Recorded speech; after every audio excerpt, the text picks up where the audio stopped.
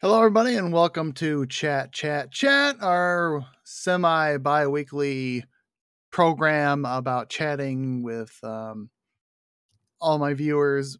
Basically, anything that comes up, like topic wise, be it Star Wars, YouTube, Doctor Who, Star Trek, anything you can think of, as long as I have some kind of idea of what's going on, I can you know entertain you for about an hour with random thoughts and ideas. And I like to hear opinions from everybody. If you have anything to say, just feel free to type it out. This is always an Ask Me Anything episode where I live stream. If not, if you're watching this on YouTube later, this is been re-recorded beforehand. So if you have anything you want to say, just type it up and it will appear right over here on the right hand side. Just type it in and it'll appear right there, and I will answer questions as soon as I get them. So onward to the show. This is always an Ask Me Anything, and it's sponsored mostly by me. I fund the whole channel myself. I have no sponsorship. I have no fans, no subscriptions, no payments, no Patreon to speak of. This is all basically just stuff I do to talk about things for about an hour. So we're going to do this good and do this well. We got some topics, some thoughts on YouTube, The Bad Batch, Season 2, Season 3 of The Mandalorian, and then we're going to talk a little bit about World of Warcraft, and then we're going to do a little bit of reviewing of Star Wars Story Rogue One, and then that'll be it for the stream today. So, and then after that will be like, what's coming up next in the on the streams, etc. Other things that might come to pass, other thoughts and ideas that are coming around soon in the future.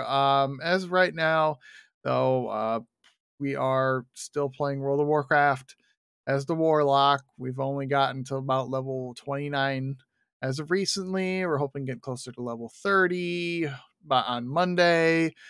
Working on trying to get through the rest of the Shadowlands and moving on to Dragonflight. So that's where we're at right now, currently. And then I haven't played Dragonflight at all, and I haven't played World of Warcraft since I streamed it back in, I believe it was August or September of 2022. I want to say August of 2022, somewhere around there. I've only played a little bit of that, haven't done any of the newer stuff. I've been trying to get into the talent trees. Last stream I did a little bit of talk and discussion about the talent trees and my thoughts on them. As the conclusion I've been coming up to is basically the left hand side of the talent tree kind of sucks and the right hand side is better. Now, the left hand side is basically everybody gets that.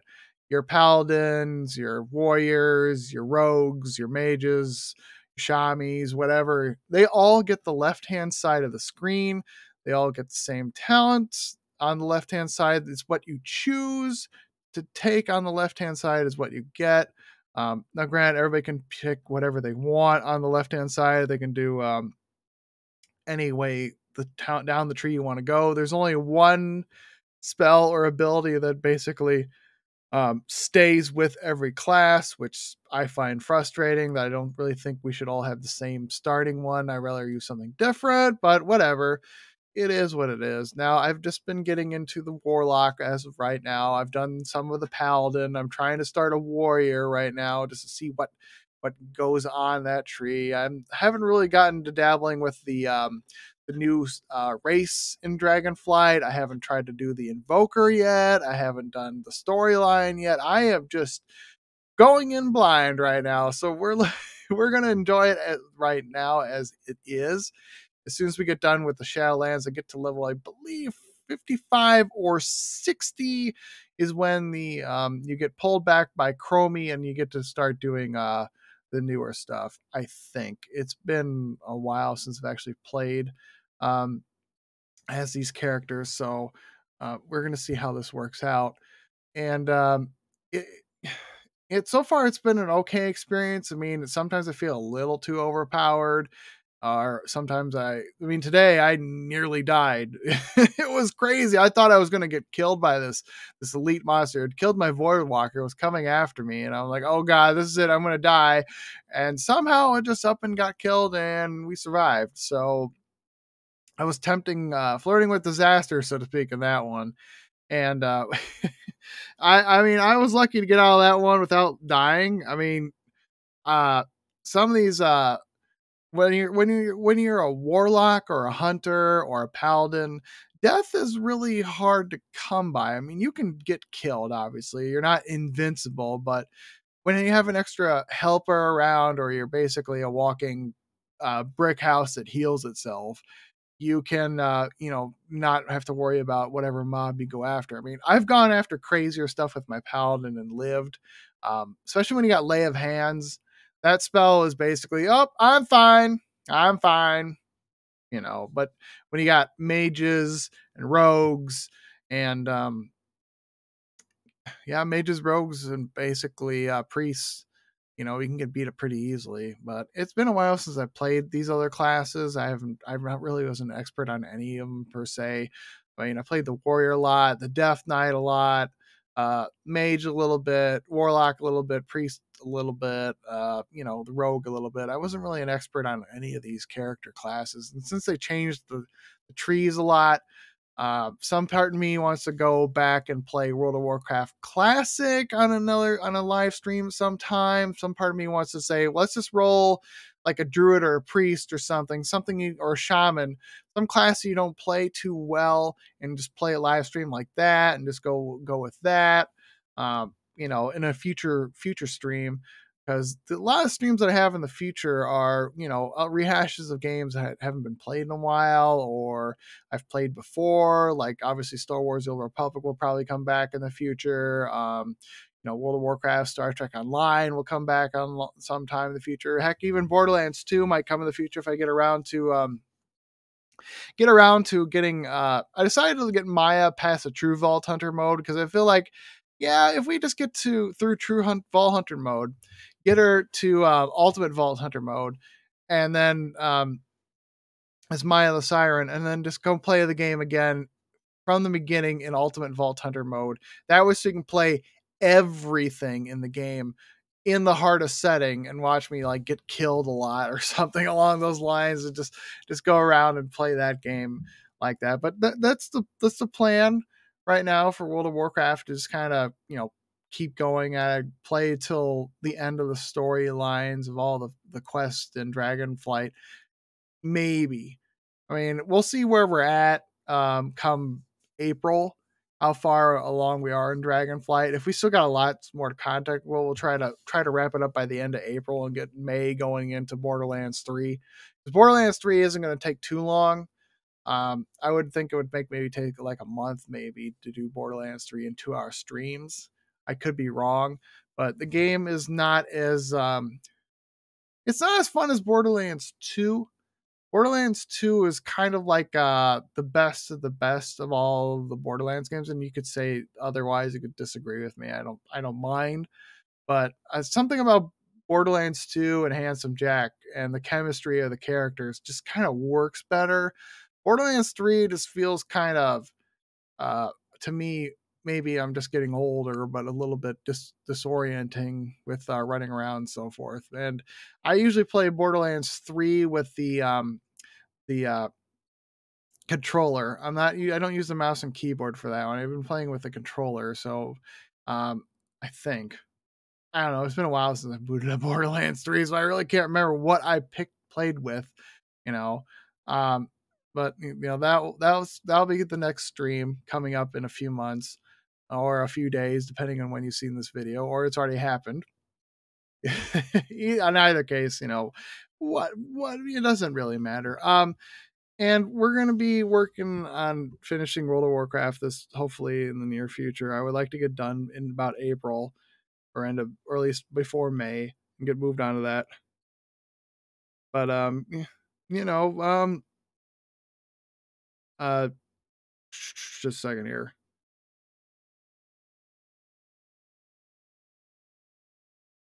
Anyways, Yeah, and we're it's a really it's going to be really fun trying to see how this Warlock plays out, seeing what the storyline does, and moving on from Shadowlands. I know I just picked Shadowlands because, well, I don't know, they I never really never got far in Shadowlands. I wanted to finish the um the last stage because when I played with my rogue, we barely were halfway done Makalist when he got played it back in like I think it was like last year, August, September.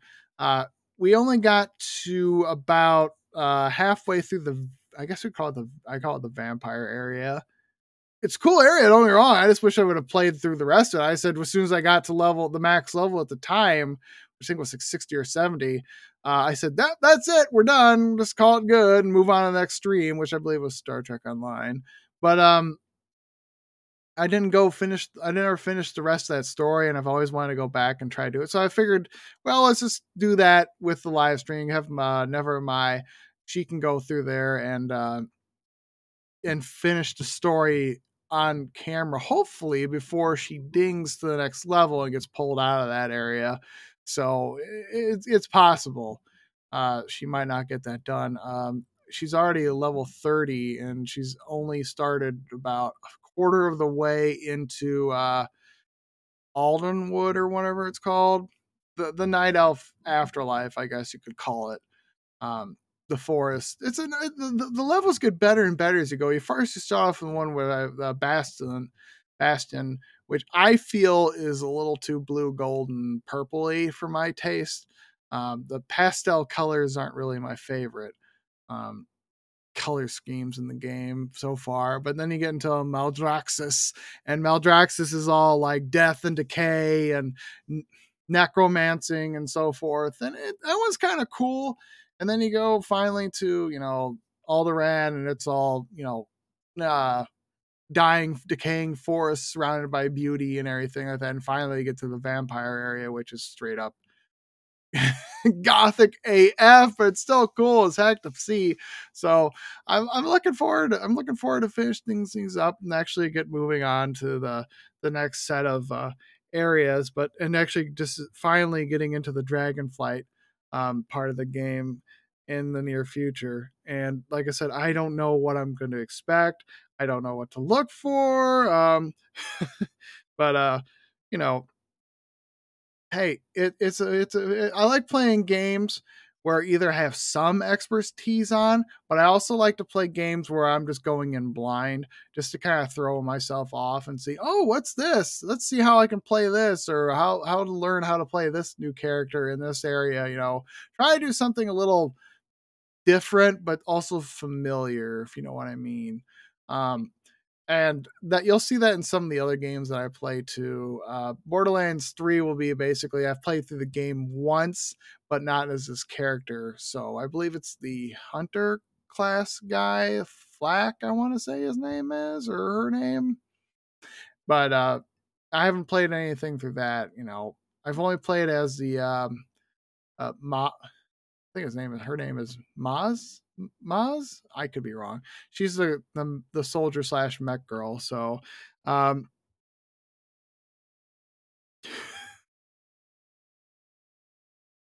hmm, ah, anyways, yeah, um, that's what my opinion is on WoW right now, and you know, we hope to get that game pretty much wrapped up in a month, and I've probably repeated myself over and over again about that, but just want to let everybody know that World of Warcraft is doing all right. I'm just curious as to the talent trees that just feel a little bit frustrating. Some of the spells they put in the way, uh, like I don't want this thing, but I'm stuck getting it because I can't get anything else, and I need to get down this. I need to get there. I need to access this part of the tree, so I have to pick up this ability or spell. On the left hand side, on the right hand side, it's like I want that, I want that, I want that, I want that. It's frustrating. It really is. I wish you could just allocate the points where you want to. Be like, well, then you're gonna have one powerful character and not a well balanced gameplay, and it's like kind of frustrating, but that was the way it used to be with the old 3-tier talent trees. You had to pick a talent tree start there and then move on to the next one whenever you felt like it. So you could be a hybrid class. You could be a I think it was an arcane fire mage at one point. That was actually kind of, or was a fire arcane mage, whatever it was. It was pretty fun. Um, and you had to choose, and you could go straight hybrid if you wanted. You could be all three balanced. Now, granted, you wouldn't be strong in anything, but you'd be kind of universal. And I kind of like that tree, but the warrior class can allow you to be, I believe you can do fury as well as be defensive. So you could kind of do both because they do allow you to have a defensive stance if you choose to on the right hand side, and they don't take away your shield abilities. They just put them off to the side that you can't use them unless you're using a shield. So you could be a fury warrior with a shield. Now, whether or not that works, I don't know. Because I'm trying straight fury, and it feels like slam has got to be like the worst spell in the game for the warrior, because if you get fury, you get whirlwind. Whirlwind basically does way more damage to more targets than slam does, and fury doesn't use rage. Slam does. So I'm trying to figure out, not, and you can use it anytime you want. There's no cooldown on it. You just twirl, twirl, twirl, twirl, twirl, just slice up everybody. And if you just buff that out, I don't know if how far the talent train goes to make whirlwind great or not, but it seems like slam is always, I always hated that spell. From the moment we got it, I hated it. I thought this has got to be the dumbest one in the game. And it's the first one you get. It's like, I know they want to introduce you to using rage, but of all the ones, they should have made that one a little bit more powerful, or able to adjust it to make it do more damage, or maybe sudden armor, or bleed effects or something. I don't know. I haven't really, like I said, explored the warrior too much yet. I've just gotten started on making an blood elf warrior, so that I can make bags for Nevermind and just kind of give them to her so she can move on and have 32 slot bags. They're not that hard to come by. Um, Once you get tailoring and you get up to a certain point, you can make the bags all you want. And I believe uh, Nevermind, she's collected a lot of cloth. Not a ton of cloth, but just enough to maybe make one or two bags if given the opportunity. So we're going to work on that. And I'm going to play that off camera on my warrior. And then I'm going to be editing videos on the side. Yada, yada. I mean, I keep busy on my time off. It's not like I'm just sitting around all day staring at the TV set or playing video games that I'm not researching. I would love nothing else but just to be playing Cyberpunk 2077 all the time. Like I just have this hankering, this need to play this game, but I'm telling myself, no, you need to wait for the expansion to come out. Once the expansion comes out, then you can put it in the rotation, and then you can play it on live stream. Now, granted, when I do start playing that on live stream and I start uploading the videos to YouTube, it's going to not make me any money if I ever get to that point, which I probably never will, because of all the swearing and stuff like that. I'm not going to censor that stuff on the live stream or in the on the YouTube channel. I will censor nudity, so if anytime V is in the buff, I will try my best to put it on. I'm going to try my best to put it on this screen right here, so that nobody can see anything, and then come back like this so that you can see V and yada yada yada, and she's not naked and showing off her body, which never mind will be V, because in my opinion, and everybody plays characters differently, V has always been a female to me.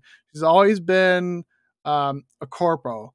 And because I like the corporal story more than I like the nomad story or the street kid story. I don't know what it is. I mean, I know they all intertwine like literally within the first hour of gameplay. I get it. But the corporal background feels like you can pick a little deeper into the story. Now, Grant, like I said, I haven't been far with the nomads because I've never had a nomad go and meet the Aldecados yet, or have a street kid meet up later in the game with Padre again after meeting him after a while. It's just how it is. I love the characters in that game, but the story mode have always been a corpo.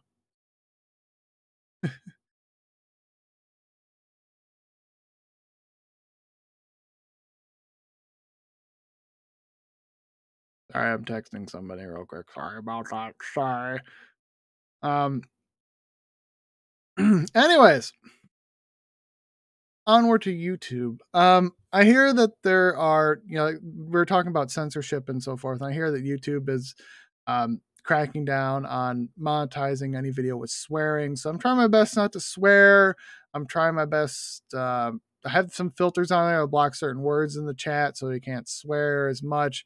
Granted, I don't have everything down, but I don't even know if it's ever done anything or not. But I would like to, if the opportunity came up with the videos, because I've gotten maybe about 80 views on one World of Warcraft video. I doubt it's going to set the world on fire. I doubt any of my streams are going to set the world on fire, or anybody's going to actually start actively watching them, because who wants to watch a 40-year-old fat guy with a raspy voice talk about video games, trying to entertain you for 30 to 20 minutes at a time? I mean, everybody's got their own hot take on everything. Everybody's got their own thoughts and opinions on stuff, and I'm just trying to bring my sense of humor, my knowledge to the table. Just another voice screaming into the void of the middle of the night.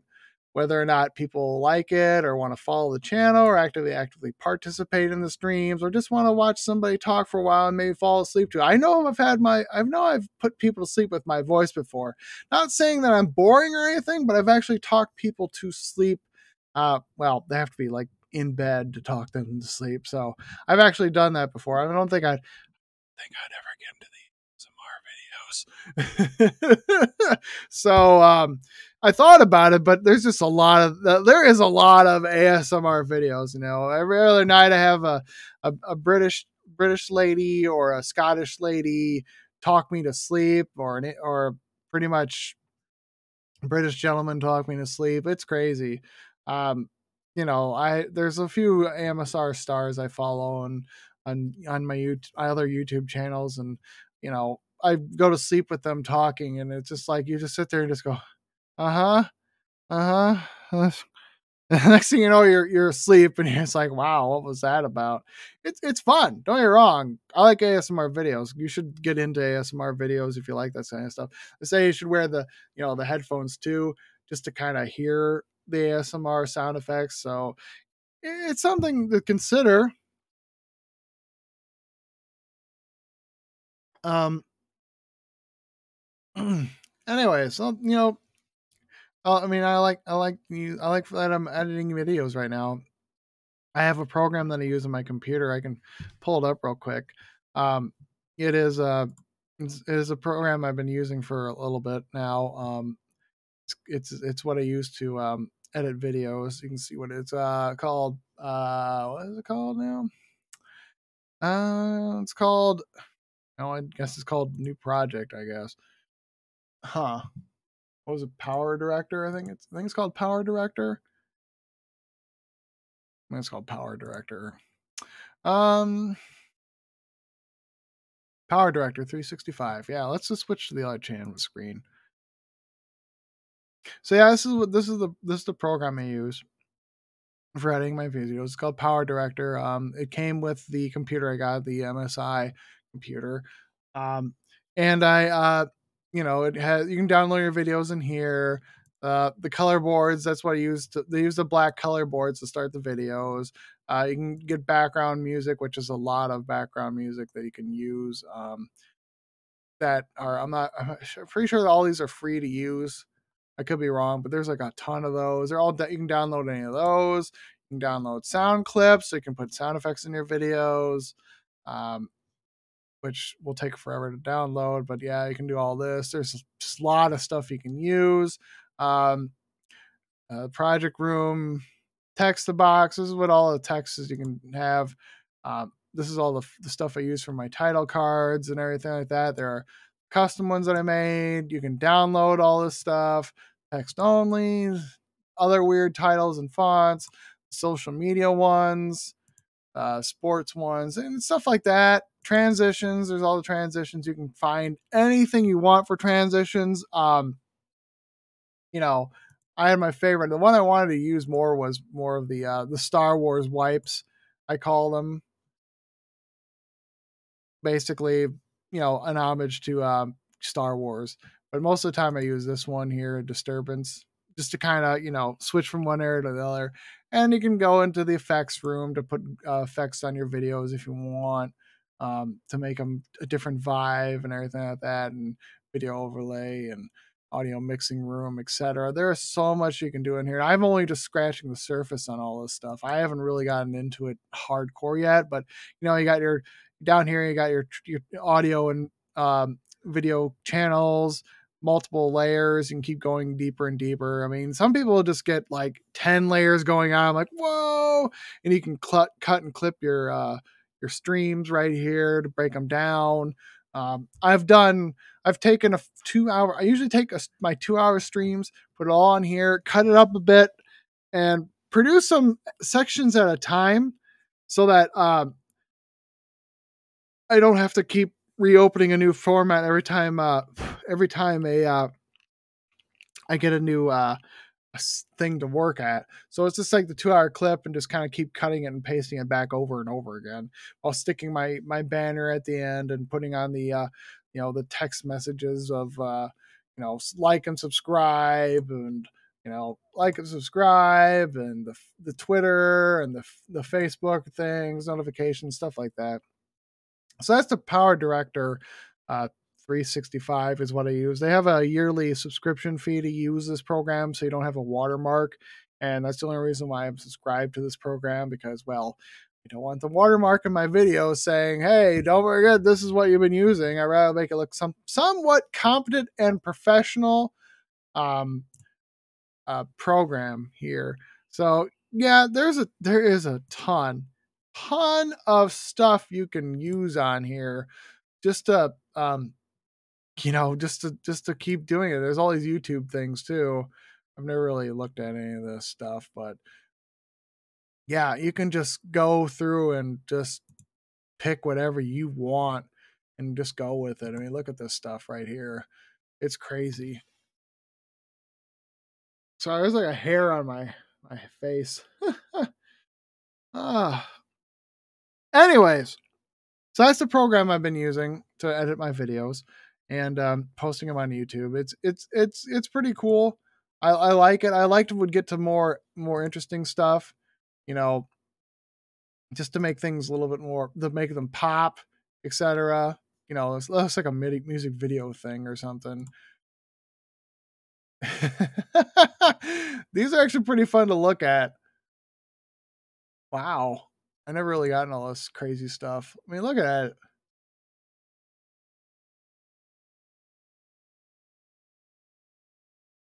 Crazy. I like it. Don't get me wrong. There's just way so much stuff. You can, put it down here, and then you can edit it in Title Designer. You can move it around.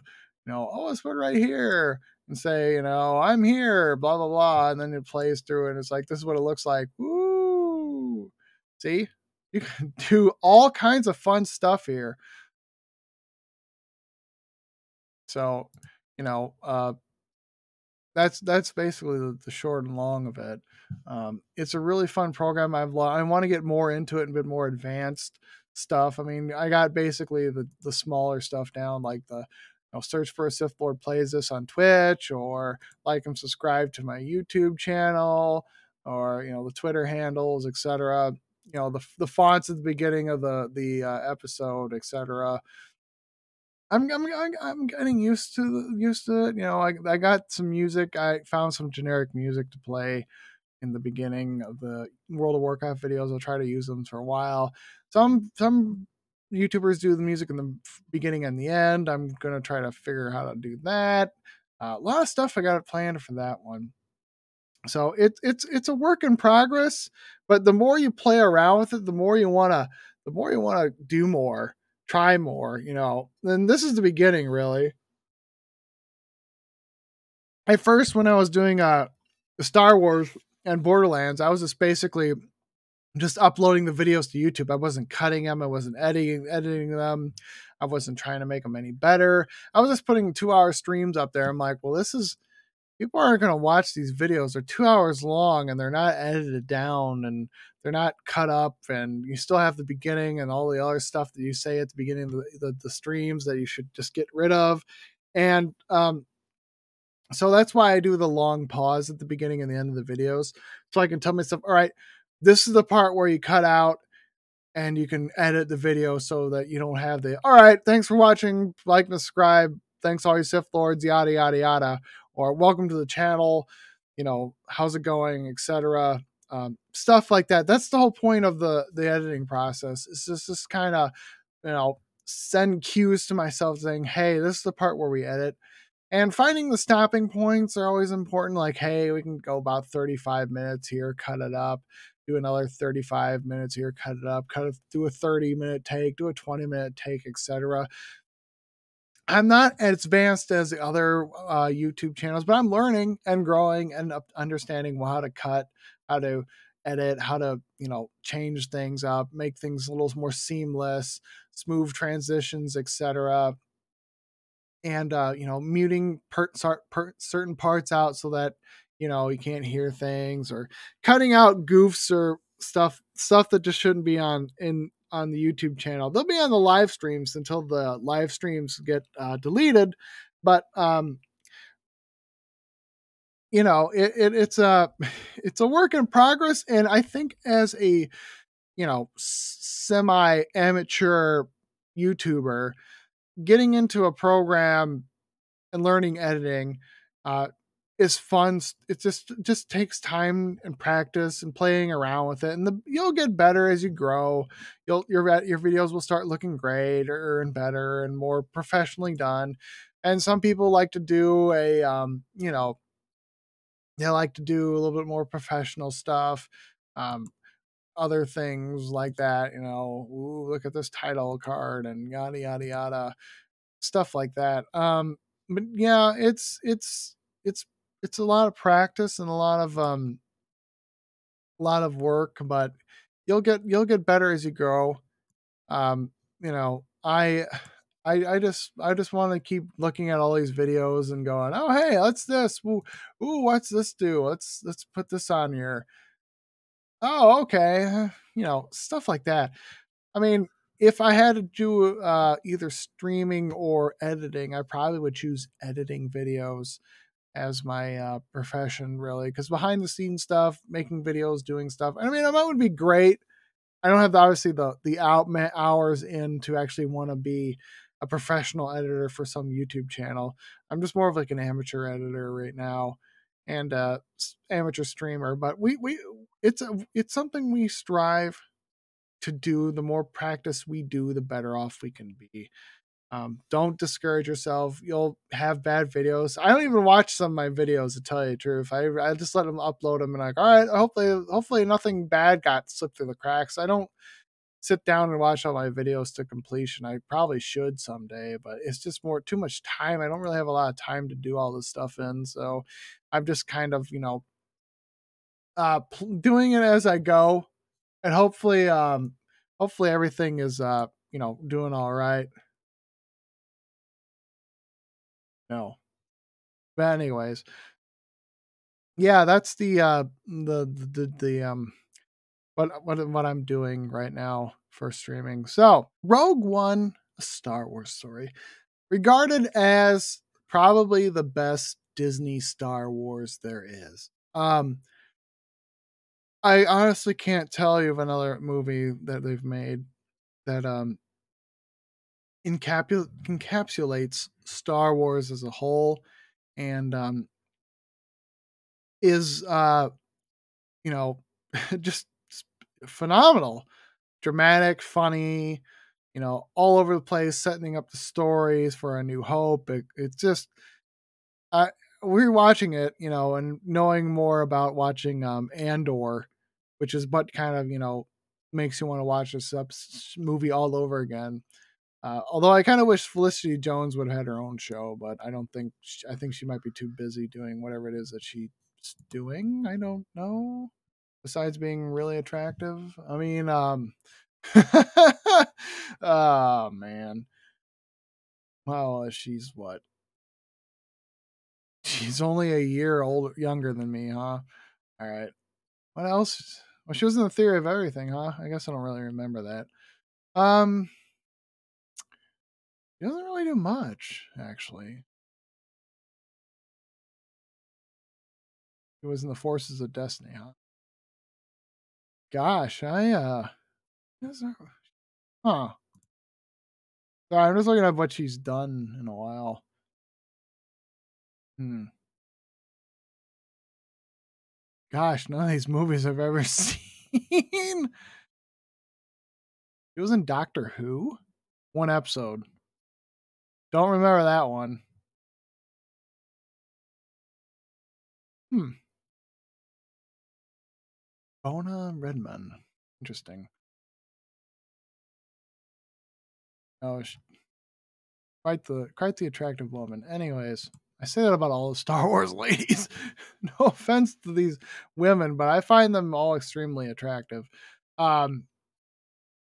Anyways, and obviously it has the most iconic scene in Star Wars history, the Darth Vader hallway scene, which is so much fun to watch over and over again. It is good. This whole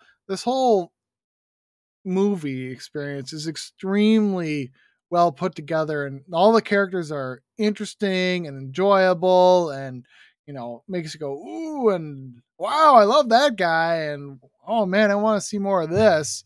This is what I want to see in Star Wars here. More of Rogue One.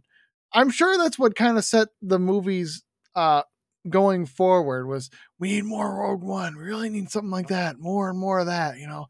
Definitely want to see all this stuff, how the rebellion started. And obviously, seeing Andor in his own TV show, pretty cool. I mean, that's a really good show. Trying to understand Cassian Andor's starting point, how he became to be, how he joined the rebellion, why he's a cold-blooded killer and not remorseful or anything.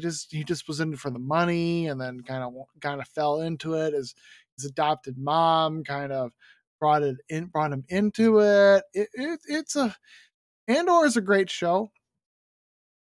Star Wars: Rogue One is a great movie. It does everything it wants to do Star Wars wise. Now, granted, yeah, General Tarkin's face was kind of goofy and weird, and this was 2016, um, which was probably one of the rougher years in the past. Well, the past 10 years, it's probably been up there with all the rougher years, but you know, for a Star Wars movie, it's phenomenal. I mean, what does it get rated here? 65 on Metacritic. Well, whatever, 7.8 at IMDb. That's pretty impressive. It's not greatest of anything, but it's still one of the better Star Wars movies. You know, got a hell of a cast. You got Felicity Jones as Jen Erso, Diego Luna as Cassian Andor, um, Forrest Whitaker as Saul Guerrero, which, if you saw um, the Clone Wars and Rebels, or if you've played Jedi Fallen Order, he is basically Saul Guerrero, and this is where his story sadly comes to an end. You got Jimmy Smits as Bail Organa, which is great. They kind of explain what happened to him. He goes back to Andor, or not Andor, but Alderaan, and meets his fate there. I'm assuming that's where he dies, but I don't know. That's what has been applied. Um, Let's see. You got Mattis Mikkelsen. He's pretty good as Galen Urso. Um, there's a lot of good people. She's not in Andor, is she? She is. Okay then. All right. Well, wow. Wow. That's actually pretty cool. I did not know that. I did not know she was Mon Mothma in both Andor and in Rogue One and Star Wars Story. I thought that was a different actress altogether. Nope. Wow. That's awesome. I like that. I like that a lot, actually. I like when actors really want to reprise their roles in TV shows and movies as the character. So, heck, Ian McDermott does Palpatine in even episodes of Clone Wars. He may only say like 5 lines, but it's still, he wants to be that character. He is that character. Now, granted, I don't think I'm not sure if oh if James Earl Jones was in on Darth Vader. I guess so. I guess he was. Okay. I guess it says right there, Darth Vader. And Anthony Daniels. You'll always have Anthony Daniels to see through. He did C3PO in the Clone Wars, so he will be C3PO until he can't be C3PO anymore. Um, I guess, yeah, James Earl Jones was Darth Vader, even though it didn't sound like Vader, but I mean, it was still good though. It was still good, Vader being Vader in that movie. More like this, yeah, you don't say. Um, but overall, the still storyline is, uh, Jen Jen and her father and her mother on a planet. The Imperials come by. They want their father back because he wanted a simple life and be left alone from the Empire. If the Empire wants him to help build a super weapon, and then they abduct him. I'm assuming this happens before Andor, because this is probably when she was like 6 or 7 years old, and I believe in the movie she's in her 20s. I want to say at least mid 20s, early 20s. I could be wrong. Um, and she so she hides after she watches her mother get killed. Saul Guerrero finds her. There's a whole story that's been cut out just to be a little bit air of mystery, but kind of understand what's going on, where she was working with the rebels, Saul Guerrero's rebels, which are basically a more of a guerrilla rebel group than they are like the other rebels, where they're an active military. This is more of just like guerrilla work, running the streets, blowing stuff up, etc. She gets imprisoned, captured by the Empire. She gets rescued by uh, Cassia Andor. They find that out that Galen Urso sent a message out to Jin to find out where the Death Star's weak points are. They end up on Saul Guerrero's planet, where there's a Jedi temple that's no more. The Imperials are occupying this place. It gets blown up after Jin finds all these people together. They you know there's a lot of shenanigans going on, and it's a real good movie to watch. You really can't just sum it up all in a 5-minute speech about the movie being one heck of a movie. I mean, you got all these cool scenes. You go from this planet to another planet to where she finds her father, he gets killed. She ends up going to uh, the Scarif, where the plans are kept. There's a whole sneak attack by the rebels to go in there, because half the rebels don't want to go. The other half do want to go. They want to, start this war, get this message sent across, because this weapon, because half of them seen this weapon go off, and like if this weapon goes off, the rebellion is basically done for. But since they risked their lives to go get this information on a planet that's basically well guarded, um, and everybody ends up, what's great about this movie is that everybody dies in this movie. Like Jin dies, Cassian dies, K2SO dies, they all die. Everybody on there dies except for obviously Tarkin and Vader, but and Bail Organa. But pretty much everybody in this movie, all the main characters, die. And they're sad deaths too. They're like really sad deaths. It's like, wow.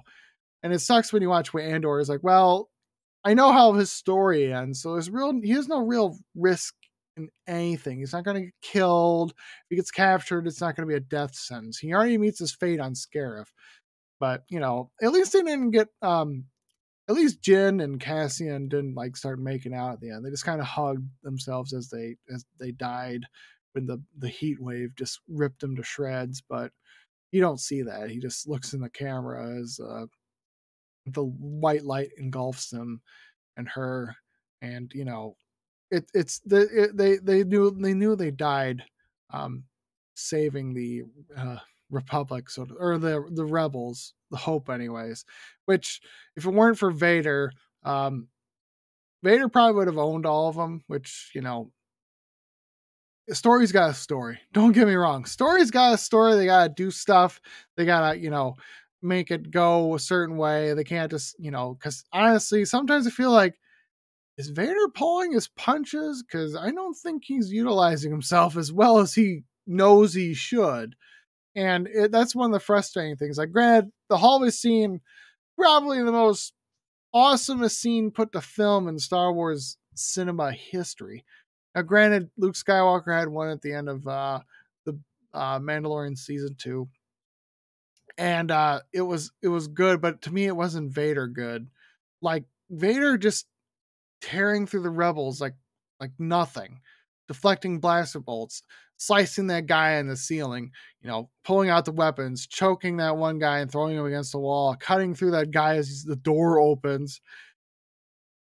Awesome. Just Vader being a serial killer in that scene. Just, stuff of nightmares. You can't replicate that. I mean, it tried really hard, but these were people versus robots. And I think there was more emotional with the people being downright terrified of Vader just ripping them to shreds, dodging blaster bolts like they were nothing, and just ripping through these people. It was just, we need more of that in the Star Wars universe. And granted, you won't see that put to film, but just Vader going off on people would be phenomenal. I doubt you'll see Vader in the Bad Batch. I would be shocked, actually, if Vader ever showed up in the Bad Batch season 2. I'm transitioning over to the Bad Batch season 2 after looking at uh, this for a while. I I prefer well, I've seen some of season 2, and season 2 is kind of like season 1, but there's more impact when uh Crosshair is on screen. He's got more story development, more character development than the other characters, which is sad that the main cast is basically the backseat of their own TV show while another character learns and grows. And the recent episode of the Bad Batch called The Outpost is definitely worth a watch. Just like the other one, the two-parter, this one is definitely worth a watch. Crosshair just changes. He's starting to resent his decisions he's made. He's starting to feel just like nothing. He's starting to understand now that he's not really a human being. He's just a tool to be used by the Empire. So watch Bad Batch season 2. Granted, there are some episodes where it's just kind of goofing around, stuff like that. But there are good episodes in the season. Very interesting episodes with character development and understanding how the transition between the old Republic of the Jedi and the new Empire that's taken over, how the clones are handling and etc., how they're feeling out about this. Definitely worth a watch. And it's it's more impactful when you see that episode, The Outpost. Just if you have to skip ahead to that one, fine, but you're missing a lot of interesting stuff going on. And that one just kind of, you just feel Crosshair's anger just building up to the point where what he does at the end, in his mind and my mind as well, was pretty much straight up justifiable. I mean, that guy asked for it. Okay, that's all I can say is that this basically it explains overall how some things work. Like, you can use it like, this is what capitalism is like, or this is what the government is like, or whatever. They just see you as a tool to be used, achieve your goals. Doesn't matter what the cost of life is. Do your job, etc. Stuff like that. And Crosshair just literally let it go all at once. It was beautiful.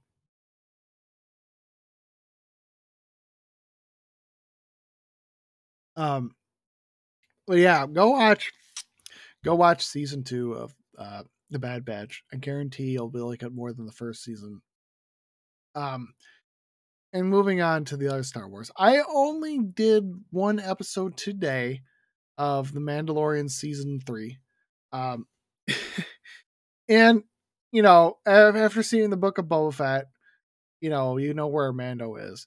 If you haven't seen the Book of Boba Fett, but you've only seen season 2 of The Mandalorian, you're going to miss out a little bit of what's going on.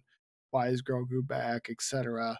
Well, in the Book of Boba Fett, they did a whole episode dedicated to the Mandalorian, which is really sad, but at the same time, it's like, well, that's why I call it the Book of Shandalorian, because basically Fennec Shan and Mando basically are the show.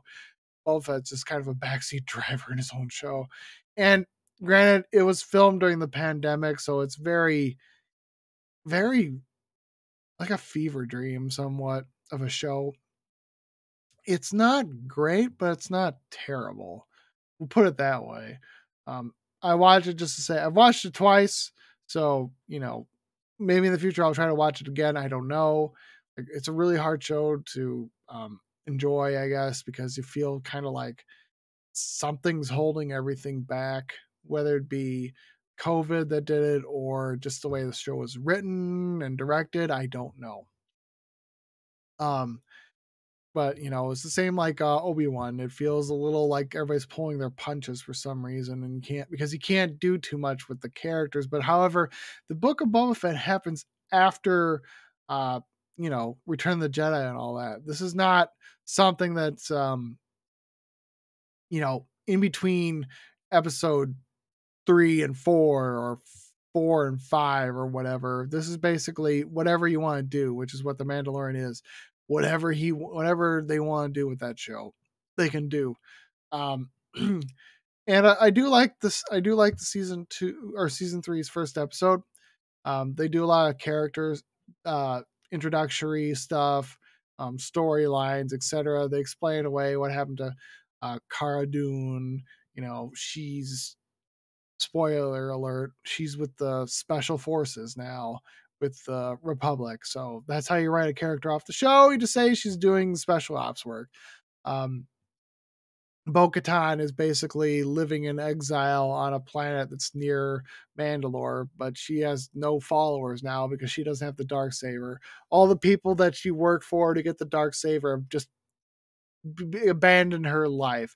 She's now got nothing. She's just got her own planet and a caretaker droid, and that's it.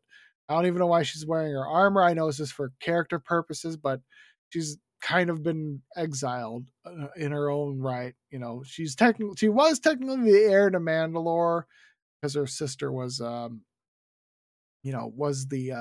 ruler of Mandalore during the Clone Wars. Had not been for Darth Maul just straight up murdering her in front of Obi-Wan, which is probably one of the coolest scenes of all time. Anyways, so she's just alone. The planet that Carl Weathers is holding on to, I keep forgetting his name, but is doing fine. They're becoming a outpost for the Republic, but an independent trade zone. They don't want to join the Republic because that's why they want Mando to be the marshal. But there's a pirate problem because apparently beforehand he had some shady dealing with some pirates so that he could help fund the town. Pirates want to collect on his money. The money is old, and they want to be a part of the group, but they want to run the town the way they feel like it. He has none of it. Mando basically gets into a fight, kills all 4 of them except for one. They chase him down later in space. He kills everybody else except for save one. Almost gets taken in by the pirates, but escapes that. There's a whole lot going on in Mandalorian season 3 opener. And for a half hour, it had a lot of groundwork to cover. But the next episode that's coming up that I haven't watched yet is he's going to Mandalore to redeem himself, so he can be no longer known as apostate. He can be brought back into the fold as a member of the Children of the Watch, so to speak. But as far as Bo-Katan Kryze says, there's no way of reuniting Mandalorian under the people of Mandalore off under her rule anymore. Mando is Din Djarin is the one that can do it because he has the Darksaber. But I feel like she might come back and just try to kill him at some point in the season, or she just might be she's in complete resentment of him. She doesn't like him because of what he did in season 2, but at the same time, she doesn't know how to deal with him. Like, she doesn't know she wants to try to. I'm assuming she wants to try to fight to get the sword back, but she knows that she could get killed in all this, and I don't know um, if anything will come of that or not, or that'll be the last time we see Bo-Katan. I don't know. There's plenty to find out in the next few episodes, so I'm looking forward to see what happens. I'm looking forward to understand if maybe we'll see Luke or Ahsoka again. I don't know. Obviously, the most thing that people were hyped up were the hyperspace whales. Seeing those there is a nod to Star Wars Rebels. If you've seen the last season of Rebels, Grandmaster, or no, sorry, Grand Admiral Thrawn was abducted by the whales with Ezra, I think his name is. Whatever. The whiny little brat from Rebels, which I can't stand that show for the life of me. I know people like, oh, it's great. I'm like, there weren't too many likable characters in that show. Hera and maybe Sabine. Everybody else was kind of, I guess. Chopper was annoying. Kid was annoying. Jedi Master was annoying. I don't know. It was an okay show. I watched it once, never again.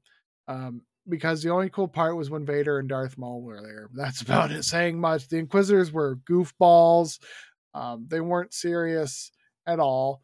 I was kind of expecting them to use a helicopter mode in Kenobi, but I'm glad they avoided that stuff. So, if you want to know what Goofy looks like, look up the Inquisitor helicopter lightsabers.